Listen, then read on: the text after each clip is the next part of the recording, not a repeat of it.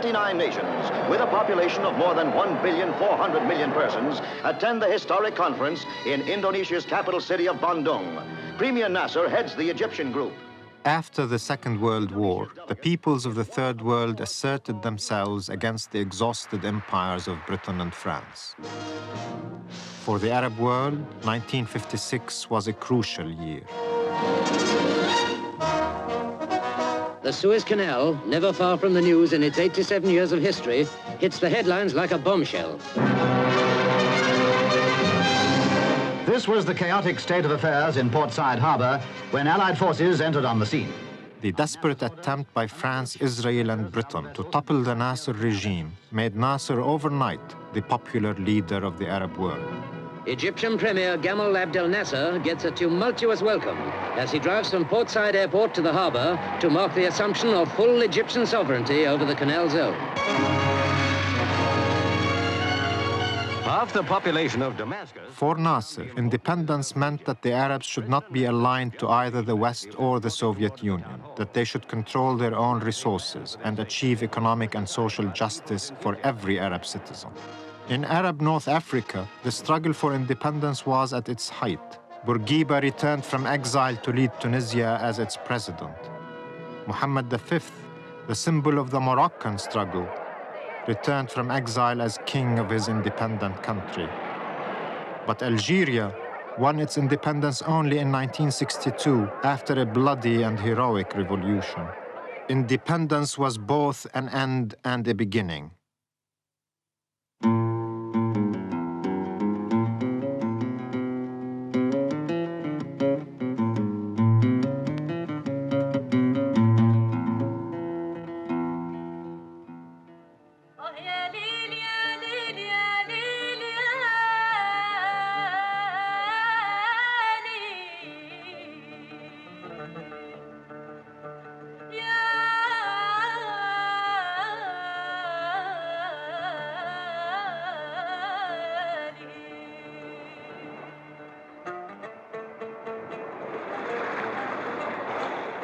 On the north shore of Africa, the fertile coast of Algeria lies across the Mediterranean Sea from France. The French conquered Algeria in 1830 and colonized it for 132 years, a much longer period of colonization than that of any other Arab country. When the French invaded, 90% of the population lived on the land as freeholding peasants. By 1945, close to 1 million French colonial settlers controlled most of agricultural production, all industry, and the administration. 8 million Algerians had been reduced either to wage labor or to living at subsistence level in the mountains. Dr. Mahfoud Bannoune was born in these mountains of Qabilia. On May Day 1945, Algerian nationalists peacefully demonstrated, carrying our national flag.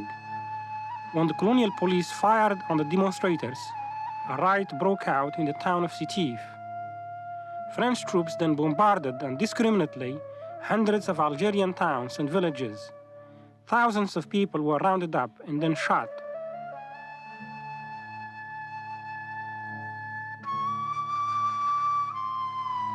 In these raids, the local villagers have recently discovered corpses of Algerians shot on 8 May 1945 over the ditches they had been forced to dig. An eyewitness relates his experience. أول نهار جابونا لهنا للرمل راك تعرف جابوا بالنساء ومرأة والراجل والشيخ والشيخة والدراري والكل على تو سيركلي كلش من الجبال من البحر من السماء يضربوه بلا بايونيت هكذا الكرش ويربطوه يدوها لهنا يزيدوا يضربوه بالبشطوله هكذا للراس ويقول لك لازم تخزروا لهنا بالكل شكل سنتور كل واحد داله نتاعو عاور في الليل يجيو بالكاميوات يحكموا الحباشين مساكنات يخرجوهم يجيبوهم لهنا والبلا في يدو يحفر الحفره حتى خلاص ويتيروا على جدهم تم يقتلوهم تم يخلوهم هكذاك ما دفنين ما والو ما دفنوهمش يخليهم هكذاك في الساقيه ومن بعد باش صارت الموتة كبيرة، من بعد صارت الموتة كبيرة خطر من الأولى. عبر كاين حتى نسوات ولدو ثم، فوق 10 من نسوات ولدو هنا في الرمل مساكن. والحباسين دارونا هكذا ونسال. واحد يقول له موريس، قال جابنا اللي جو اترونجي، قال له كي نقول لكم فو توت لا فوا ما تخليو حتى واحد. Colonial authorities admitted that about 6,000 were killed. The Algerians advanced the figure of 45,000. French historians believe that at least 15,000 were murdered during these events. Who knows the true figures? From then on, a new generation of nationalists realized that independence would never be offered. We would have to fight for it. Algiers in the early 50s reflected France's grip on Algeria. Algeria was the only colony integrated onto metropolitan France and divided into 3 French departments. The Algerians themselves had no citizenship rights. A century of French colonization had caused the degradation of their social and economic conditions.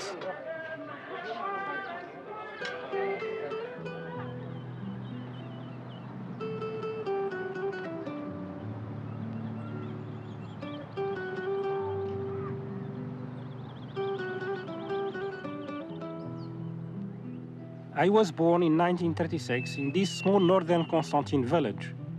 My parents had 8 children, 2 daughters and 6 sons. So my parents decided that 3 sons and a daughter would go to Quranic school, and the rest of us would help cultivate the land and take care of the livestock. As I grew up, I realized that there was no future for me here. Like countless young men before me, I migrated to Algiers, where I found work and attended a night school.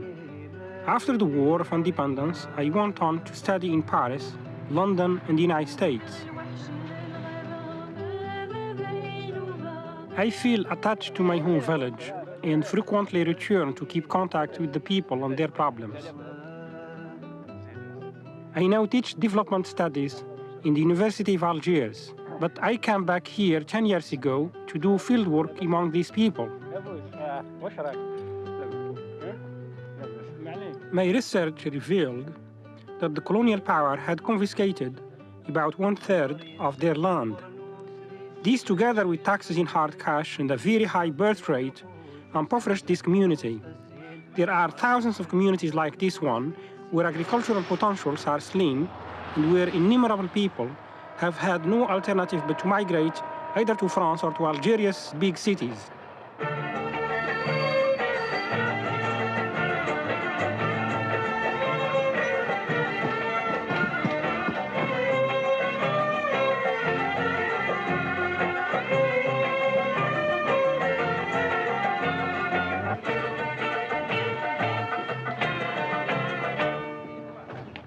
Migration played a decisive role in the raising of Algerian national consciousness. It was the migrant workers in France who set up the first nationalist party, which was transplanted back onto Algeria. Out of this party emerged a secret organization that created the National Liberation Front, the FLN, that started the War of Liberation in 1954. Algeria is the 10th largest country in the world, rich in natural resources. Given the economic importance of Algeria to France, the French government declared Algeria is part of France. No Frenchman, no government, no parliament would concede its independence. Mitterrand, the interior minister of the time, said the only reply to the rebels is war. The discovery of oil in 1956 increased Algeria's importance to France. One of the toughest engineering jobs in the world is the laying of this new oil pipeline across the French Algerian desert. Starting 370 miles inland, across mountains and uninhabited wastes, this line will carry oil to the Mediterranean seaport of Bougie. Local labor, using the very latest in equipment like this trench digger, assemble and bury the prefabricated pipe at the remarkable speed of 2 miles a day. At one time, oil pipes were left above the ground, calling for a great deal of inspection and maintenance. They also provided a tempting target for marauding tribesmen. Now, covered with a protective material, they can be buried and virtually forgotten. When completed, this project will have a yearly flow of 14 million tons of oil. With Europe's supply further east under constant threat, this development will do much to ensure the flow nearer home and bring additional prosperity to France. The newly discovered riches of the Sahara hardened France's attitude and helped prolong the war, which was to drag on for 8 years. When the war broke out, I came back to join the Army of National Liberation in this area. The leadership of the FLN devised a guerrilla strategy against the French conventional war machine. The key to success was not to outfight the French, but to out-organize them. The country was organized into 6 zones, each a complex pyramid of resistance. One of my tasks was to be the liaison officer between the executive committee of the FLN in Algiers and the commander of the Northern Constantine zone. After 3 years, I was arrested while on a mission in Algiers and spent 4.5 years in prison. There, I continued my education. In this sense, I was lucky. My brothers were involved in the war. My father was involved in the war. My father actually was killed not far from here by the French. My brother was killed also in the village, cross there, after he lost his ability to hear, because he was involved in a battle somewhere where it lasted for 24 hours. And I have also another brother who was killed over there in Tasqif, and 2 other brothers. One of them was tortured to the point where he's neurotic today. He's sick, he's mentally sick in the village. And another one was involved also stayed in Algeria as a guerrilla from 1955 through 1962. He survived it, and I also survived it. So in this sense, I think this is really my father was responsible for all this, in a sense that he really taught us from an early age to think of one thing and to give thought only to one thing, that is to free Algeria.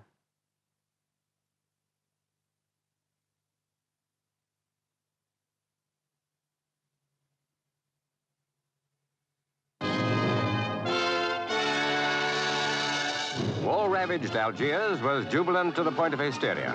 By a 201 majority, the referendum had declared for independence, and 132 years of French rule was over. The rejoicing went on through the night.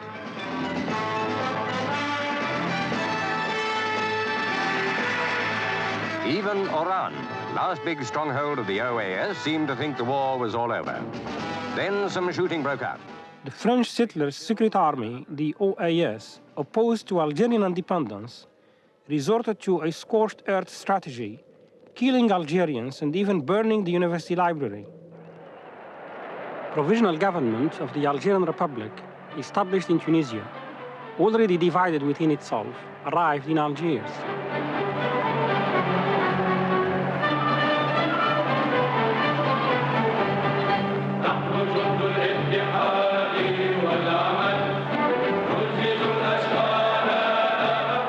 The war had devastated the country.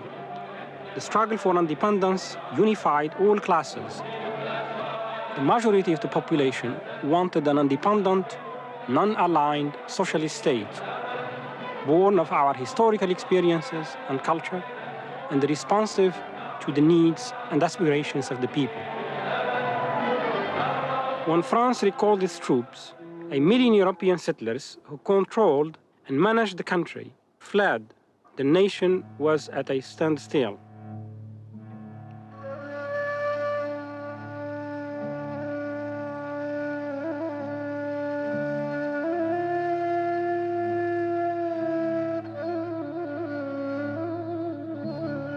There was a massive flight of capital. The banks were empty.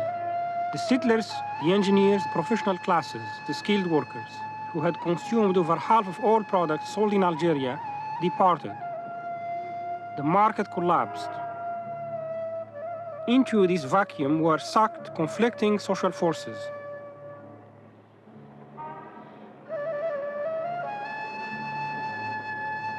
Immediately, the top jobs, as well as the best villas and apartments, were carved up by the middle class and the FNL leadership.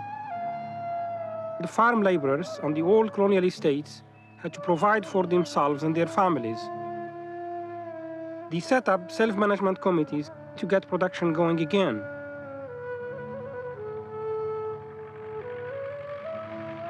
Industrial workers then did the same thing. In the colonial period, the only factories were small-scale ones servicing imported goods. The development of local industry was undermined. But although the subsidiaries of multinational companies were unaffected, the self-management committees in industry at least prevented the Algerian merchants taking over these factories and presented the new leadership with a fait accompli they had to accept. This paved the way to nationalization and a non-capitalist path of development. The infrastructure Algeria inherited was geared to a colonial economy. The harbors, roads, and railways were designed to provide cheap manpower and primary commodities to the French market. And Algeria also served as a dumping ground for French industrial products.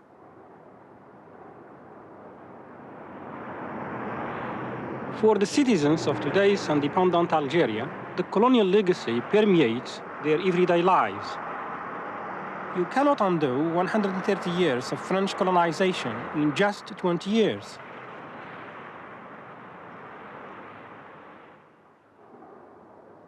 The question is how to start the development of a country.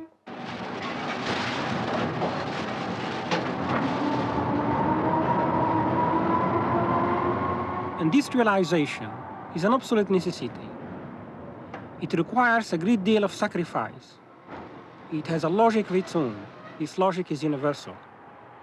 Every society, regardless of its cultural background or social system, has to bend to it, whether we like it or not. This is the only way we can master science and technology.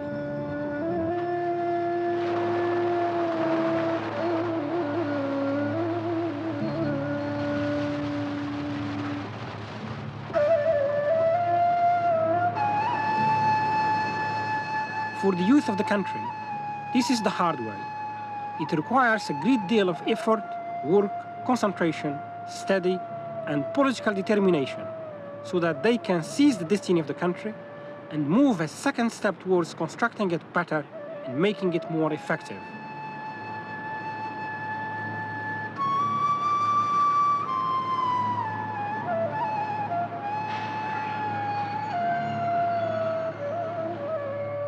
Cement and steel, for example, are vital for the construction of schools in a country that has millions of school children queuing up, waiting to be educated, housed, fed, and then employed.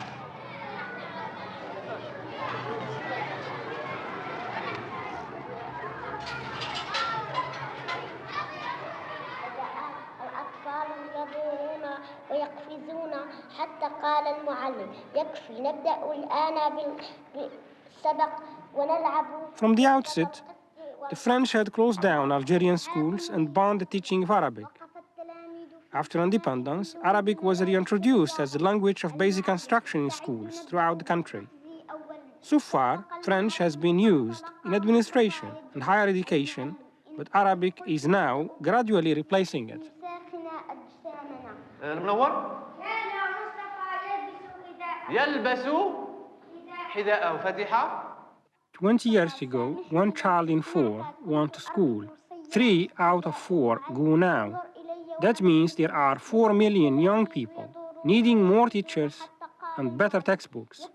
To run modern, sophisticated industrial plant requires higher standards of education, technical training, specialized skills, and management expertise. يلبس حذاءه. من يعيد هذه الجملة؟ كان مصطفى يتسابق مع الأطفال.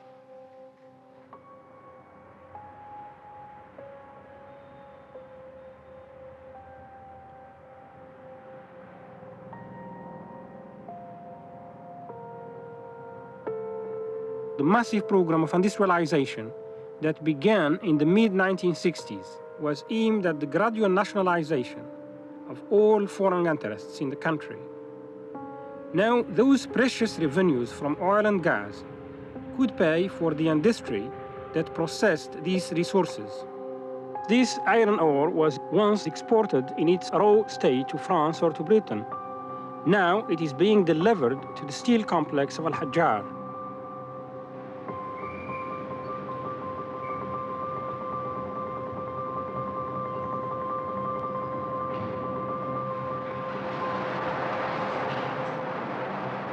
Jamal Mustafa is the Director of Planning and Industrial Management.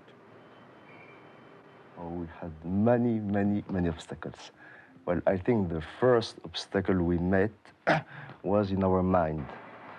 We thought that to develop this kind of industry was something extremely difficult. And I think that we had to overcome this kind of inhibitions to start the industry.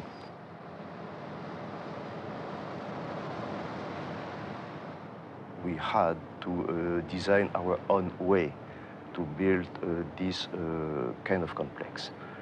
And we had a lot of problems because we did not know how to start the construction of a plant. Each time we had to solve problems we did not thought about before. Then we had all the usual difficulties which were related to the lack of people, of skills. We had to give contracts to foreign companies for building factories and training the Algerian workforce. These technicians are monitoring a Japanese-built plant. Mr. Hajjat is the Director of Research. We can bring people from abroad, experts, and they will tell us what to do. Of course, we have to pay. But personally, I think that although we do it, that experts can give immediate solution. And often they will not say how to find this solution. They will say, this is the solution. You must do like this. And for people who are in the plant, it may be okay for them just to know the solution. But if the same problem will arise later on, in this plant or in another plant, we always have to call the expert to tell us how to do. So the most important thing is to know how to resolve the problem. Yes, it's to know, to have the whole know-how, to have the whole scientific knowledge, to know how to find the solution. I mean, so as the whole know-how stay in the country. In 1962, Algeria had only 3 graduate engineers. Today, thousands of them are running the new factories. Knowing that the source of power comes from industry, the capitalist nations have been trying to prevent the industrialization of the Third World. The developing societies, with 3/4 of human population, produce only 9% of manufactured goods in the world. This is the source of the unequal distribution of wealth in the world, and it is inequitable, and it has to change. The thinking behind the industrialization drive was that by the time the oil runs out, Algeria will have an industrial base capable of sustaining growth and providing jobs for the majority of Algerians.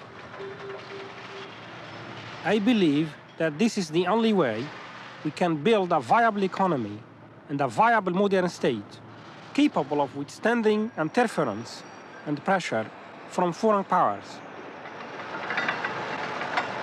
If a country remains undeveloped, it will never be viable. Plans to draw up mechanical industry in a scale suitable to Algeria's needs have been resisted, not only by France, which has consistently opposed the industrialization of Algeria, but even by pro-French elements within the Algerian government.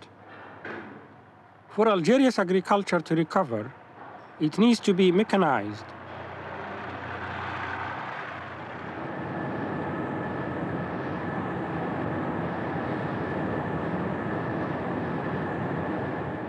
This fertilizer manufactured in Algeria from natural gas is another example of a vital product that helps agriculture and also saves on the import bill.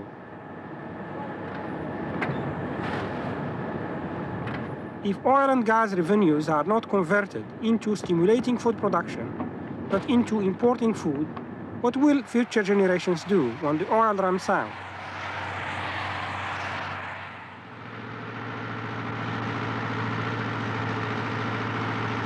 Algerian agriculture faces a severe crisis. If the authorities responsible were as efficient and dynamic as those of industry, Algeria would be today an exporter of foodstuffs instead of an importer. To house the poorest rural families, the state planned the construction of 1,000 socialist villages. Only about half have been completed so far. This is the 8th May 1945 village, where 50 families share a school, clinic, and mosque, and work together as a cooperative. عندنا تراكتور قديم دوزان مخصوص دوزان اللي تكنيسيان موش حاضرين هنا دايما حتى نروحوا لبجايه يا سيدي ما نعرف 15 يوم ولا 20 يوم باه نردوا التراكتور. يعني الحقيقه كاين فيها صعوبات. صحيح ما كاش خدمه تراكتور واحد يمشي للبيع والله ولا يروح يخدم في المزرعه. تراكتور واحد ما كفاش. عندها الموتور تاع الماء مفسد. عندها واحد الموتور برك. واحد راه مريح. نحب نحوصوا مثال الحكومه ولا حاجه الحكومه حاشاه. واشنا هو احنا مثال عندنا تراكتور واحد برك واحد هذاك كيتكسر نبقاو هكا امبان. منين تمشي؟ منين تجيب تراكتور؟ ما جات الحكومه تشوف ما يخدموش الفلاحه حنا ما نخدموش على بلاصتنا حنا نجريو. والله غير صبر كل فلاح ما يخدمش وانت ما تركدوا ما تكلموش على رواحكم. والله لا جني ولا شفاء وراه. انا عماه غرس 100 قنطار بطاطا راحت، غرس 5 قنطار بطاطا راحت. اسيدي مرحم ولدينا عاود غرسنا بطاطا راحت كلاها الماء. واحد ما قال الفلاحه ويخدموا من غير ما كاش يخدموا. كيضل الواحد واقف يعيا خليه عاد يضرب في التراب. كيفاه؟ اهدر ما لا تهدر من غير على التراكتور وهذيك هدر الشيء اللي مخصوص. البطاطا لا تكسر. اسنا البطاطا لا تكسر. الحاجه وصلها كامل. الحكومه باش تخدم لولادها. هي ما تخيرش هذاك الفلاح هذاك خدام هذاك الطلاب هذاك. هي ما تخيرش عندها كيف ولادها كيف الكل. نعم الفلاح هذا واش هو العامل تاع الدنيا. إلا أخذت المزرعة واش ناكلوا؟ تراب هي له هو اللي يعيش الدنيا. تراب هو اللي يدير العامل الكل. تراب هو اللي يدير الطيارة ويدير لي شروية. ماوش لوز اللي يدير لي أنا الطيارة، التراب اللي يدير لي. نعم. على مثل على التراب.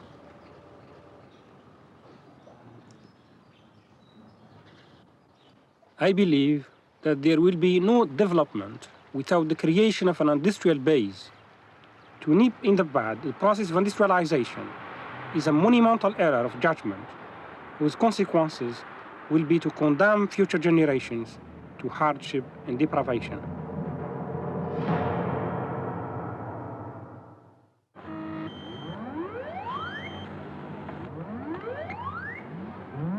Once a basic industry was set up, it became possible to concentrate effort on the more sophisticated manufacturing of consumer goods, as in this electronics factory in the town of Sidi Bel Abbas. Half of the 5,000 workers here are women. Fatima Dif is 25 and has been working here for 4 years. You can find a plant, an electronics plant, anywhere in the third world, like this one, assembling TVs and radios. But the originality of this plant is that it manufactures its own components, which means that Algeria is going to master the basic electronic technology. And this also, by manufacturing its components, is making it relatively independent from the multinationals who actually control the international electronics industry. In this sense, then, the Algerian program of industrialization is very original and very ambitious. However, it does have some problems. These problems are caused by a political environment characterized by red tape and an inefficient administration, which is responsible for frequent shortages, including vital spare parts. These third world workers have mastered the functioning of a complex technology in less than 20 years. But the success or failure of industrialization is always determined by political rather than technical factors. Traditional Arab urban society was divided into two broad domains, private and public. There was a sexual division of labor. Women were relegated to domestic tasks within the home. Work outside the home was monopolized by males, which is why social pressures are still being exerted on these women. Some of them still have to wear the veil before they leave the workshop under the strong recommendations of their husbands and brothers. They wear the veil as a sort of symbolic extension of the home, of the private domain into the public domain. Industrialization, the increasing employment of women, will eventually render it obsolete.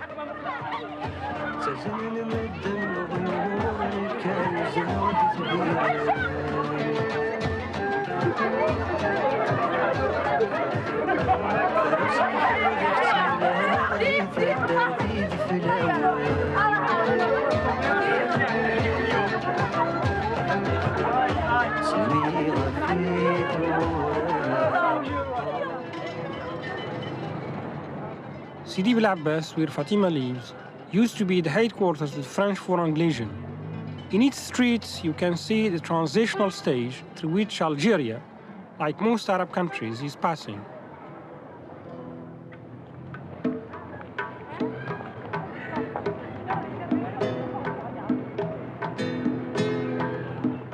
There is a striking contrast between the traditional and the modern clothing styles, between the younger generations and the older ones. Although the Algerian population is not conservative politically, its social conservatism is without any parallel in the Mediterranean. No wonder a male Muslim fundamentalist told me that this female labor force constitutes a menace.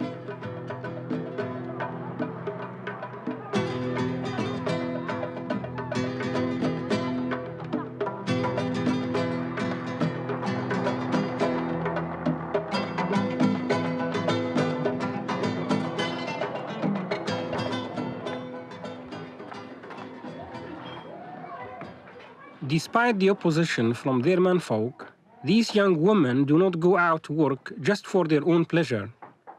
Most come from large, poor families like Fatima's. 9 younger brothers and sisters, as well as her retired parents, are supported by her pay pocket of an equivalent of only £50 a week. The average Algerian family has 8 children, and TV in nearly every home stimulates all their desires for a better life.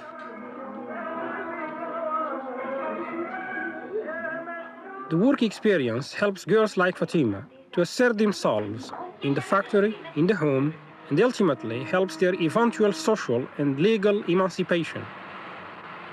Their work may have a tremendous impact on society.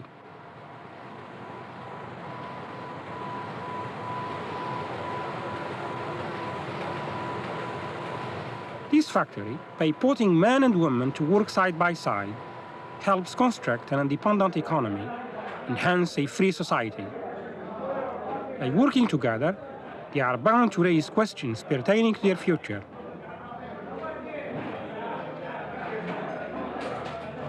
Industry will provide Algerians with the means of their self-realization, will foster the emergence of new social attitudes, new sensibilities, and a new philosophical, political, and cultural outlook.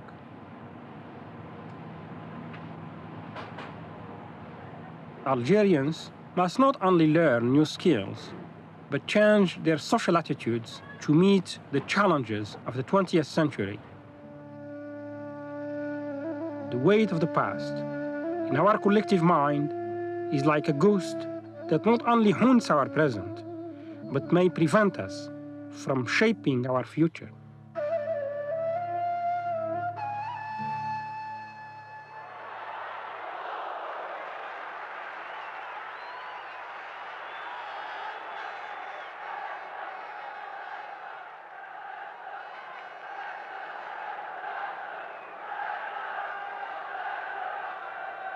There are now 20 million Algerians. Our rate of growth is one of the highest in the world. 60% of the population is under 20.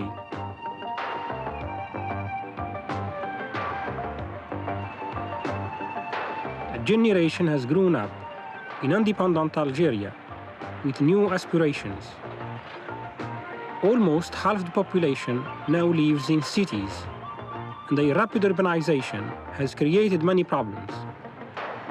The housing crisis is so severe that 80% of families have only 3 rooms.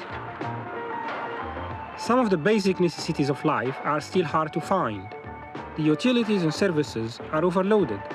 The transport system is so inadequate that Algiers, with a population of 3 million in 1982, had only 36 functioning buses. Education, health, employment, and leisure facilities are insufficient. What else but the development of the nation's industry can satisfy these people's needs? Mohamed Azzouz was 18 when he was hired and trained by the steel plant 12 years ago. Like most other workers here, he came from the countryside. The steel industry offering him the chance to learn a skill, earn a decent wage, and aspire to a reasonable standard of living. But Mohammed and his colleagues also suffer from numerous frustrations in the daily life of the city of Annaba beyond the steelworks perimeter. As elsewhere, the development of services has not caught up with the workers' needs. Housing, schooling, transport are all inadequate and generate tensions which they bring onto the factory. The law of socialist management ensures that workers' representatives participate in the decision-making, which the managers welcome, but this allows the officials of the party, who control the union, to interfere with the everyday running of these factories. This has compounded the problems of public industry, which is then faced with the unfair criticism that socialist management does not work. Et qu'on va apparaître à partir des paramètres affichés ici. En termes de production, il s'agira de produire en 82 1 080 000 tonnes de fonte et 843 000 tonnes de coque.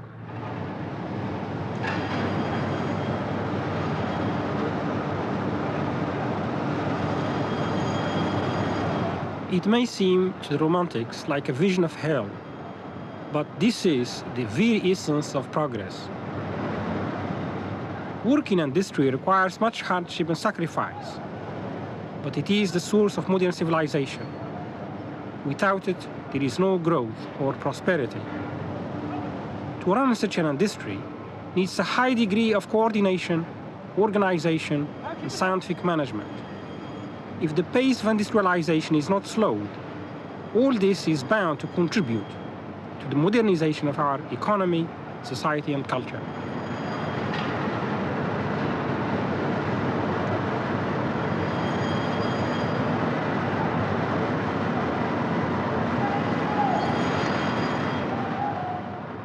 Well, we started. And to start, I think, was the most difficult thing in a country like in our country. We have been able to start from nothing and to create an industrial basis. We made a number of mistakes, we had bad choices, but this is the learning process. It was costly. We are not highly efficient. But when we saw what happened in 20 years, and 20 years, what does it mean for a country? If we had to propose to a country, would you accept to pay this X billion of dollars and to be sure that by 20, 30, 40 years, you will be an industrial country? Well, do you know many countries who would refuse such a proposal? In fact, this is the bet we made in Algeria. And I think that this bet now is about to be won.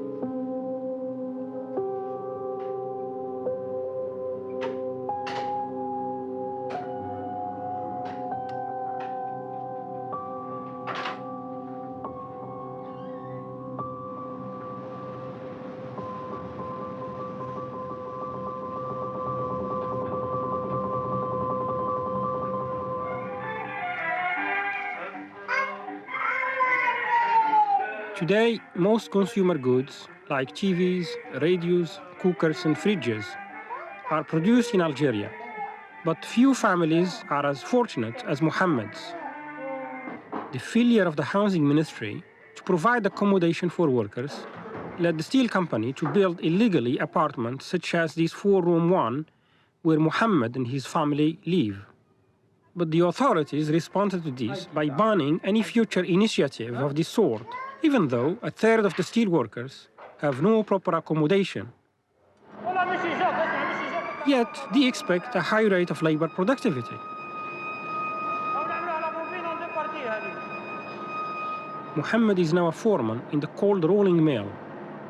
It is foremen like him who play a decisive role in the fulfillment of production targets.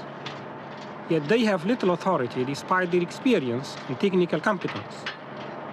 The failure of those in power to satisfy the basic needs of the workers affect the rhythm of production and stir up the union against the management. يخطط على البروغرام فيزيك هذا 82 يخطط كيف نوصلوا مليون دو طن. عندهم فكره واضحه هما. من حين كاين حاجه اخرى كان لو بلان سوسيال العامل باش يوصل لمليون دو طن. العامل لازم له الماكله، العامل لازم له الخلاص، العامل لازم له المسكن. هذا هو باش نوصل مليون دو طن. مش نص مليون دو طن هكاك يكتبها لنا ونعولوا يعول على العامل المسكين اللي ما ياكلش ياكل لك في البطاطا ويبات لك في مضرب مش مليح. كان 2 بوان نوصلوا لمليون دو طن ونزيد 2 مليون دو طن. Oui, on est d'accord pour le but de 1 million de tonnes. أن العمال مستعدين وواعيين باش يفوتوا المليون من الطن تاع الحديد السائل. وإنما لازم تكون فيه العدالة. لازم تكون فيه العدالة. العدالة من ناحية كل الجوانب. العدالة الاجتماعية هذه اللي نطالبوا منها.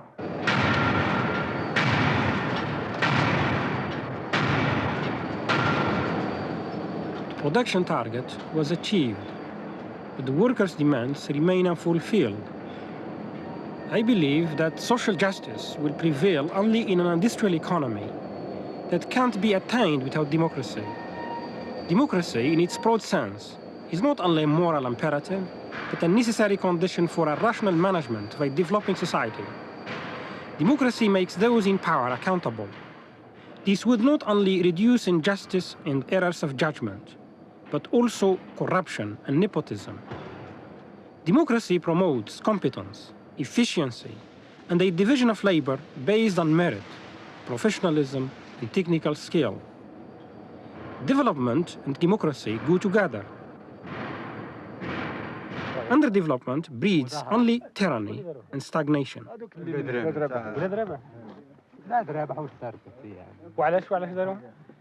على الحقوق هاك تشوف كثر الضرب البليسور مازالوا دايرين اتونسيون خايفين. واش اللي طلبوا طلبوا الحقوق نتاعهم باش يديروا الالكتريسيتي الغاز يخدموا القنطره نتاع هذيك يخدموا القنطار نتاع السميد ب 35,000 يلحق تما القرعه تاع الغاز ب 5,000 فرنك. يلا ما كاينش المراه مريضه حتى انت مثلا في التراكتور في لابان تاع التراكتور نو حنا رانا كاع كل بنادم الانسان رانا كاع وغير ولاد رابح ولا كانوا معاهم؟ لا هذوك اللي من هي كاع يمشي في الليل يلحق الصباح لهنا يمشي في الصباح يلحق في الليل. هما بداوها ما عندناش خبر صح كاين اللي يشاركوا يعني هاي بالكيف من الوالدين كانوا يشاركوا نتاع في معروف هذه. واش قالوا لهم درك كاش ما عطاوهم ولا؟ واش عطاوهم في الحبس. في الحبس. اليوم عداو في الشرع داو 15 نترس 15 نترس داو 13 عداوهم عند الجوج يضربوا فيهم بالسلاح البارح. ما يكرطوش بالعمل كيف يضربوا فيهم يقولوا يضربوا فيهم بالجرونات نتاع الماء تاع البواز وكاين الماء الدخان هذيك ضربوهم بالماء بصح يعني طلبوا الوالي ما جاش. الوالي ما عادش يجيهم قالوا واحد يقولوا راه فيه غير السوبريفي واحد الشخصيات هذيك تاع الجندرميري ولا رمي هذيك تاع الارمي تاع بجايه. You can't expect people to be living under subhuman conditions and yet expect them to participate as free citizens in a democratic process. Democracy has to include also other aspects, including the economic aspects. A democratic society must ensure to its citizenry some form of well-being and social security of some sort. Ensure them that they have equal opportunities as far as schools are concerned, that the chances would be equal for everybody, both economical, cultural, as well as political. We are running out of time. The achievements of the past decade are being eroded by a high birth rate, and the leadership has not dared to encourage birth control. In Algeria, as in all of the Arab world, if we do not set up an industrial economy today, in 20 years, it will be more expensive, and therefore we won't be able to build a future for these children. They need an adequate education. They need houses, and indeed, we need jobs. Already, there is much squalid accommodation, and unemployment is spreading.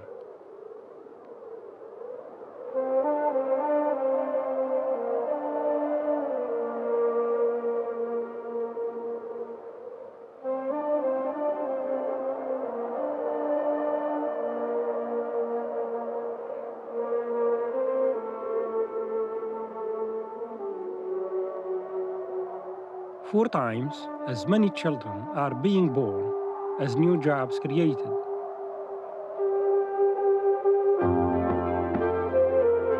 Schools, employment, houses, roads, transport, cinemas, cultural centers must not only keep pace with this demographic growth, but have to be multiplied now in order to satisfy the current needs. We have 2.5 million families that need houses now. The rhythm of industrialization must be increased. There is a large internal market waiting for its products.